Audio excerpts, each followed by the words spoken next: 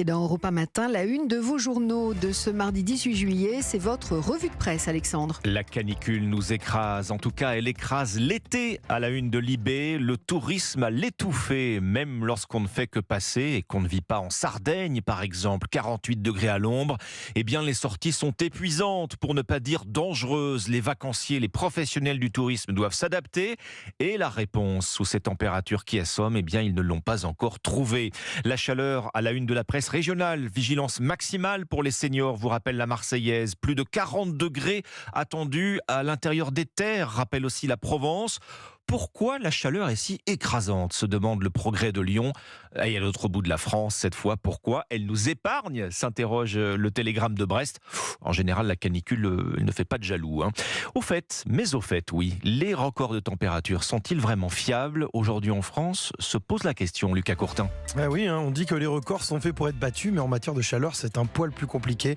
Notamment quand le précédent record est dépassé de 2 unités, comme c'est le cas à Rome, où le thermomètre pourrait monter jusqu'à 43 degrés, explosant ainsi les 40,8 degrés enregistrés dans la capitale italienne l'été dernier. Alors depuis quelques jours, vous l'avez dit, les prévisions s'affolent avec des chiffres insensés. 48 en Sardaigne, 44 en Andalousie ou encore 40 dans le sud-est de la France. Mais que valent réellement ces chiffres? C'est assez difficile à dire, mais dans l'absolu, pour qu'une température soit validée, que le record soit certifié, il faut impérativement qu'elle soit mesurée à environ 2 mètres de hauteur et qu'elle soit faite à l'ombre. Le problème, c'est que même avec ces obligations, la validité de certains records est remise en question. Un exemple simple, les 48 degrés records enregistrés à Athènes le 10 juillet 1977 est validé par l'OMM, l'Organisation météorologique mondiale. Un record jugé douteux selon Gaëtan Heims, ingénieur prévisionniste à Météo France, puisque ce jour-là, des feux de forêt auraient pu influencer la mesure. Alors record ou pas record, c'est à vous de décider. Même si en France, le grand vainqueur, c'est l'Hérault avec 46 degrés atteint à Vérargues il y a 4 ans. Ouais, triste vainqueur. Oui. En plein cagnard, vous l'avez déjà vécu, cette petite panne sur l'autoroute, sur la route des vacances.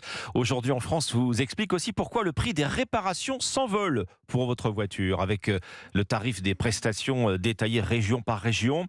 Le constat, il est simple. Chez le garagiste, la facture dérape. 338 €, prix moyen d'une intervention. Et toujours cette même délicieuse expérience pour les conductrices. Souvent dans les garages, on nous fait passer pour des empotés parce qu'on est une femme. Voilà pour les témoignages de Cathy, 45 ans.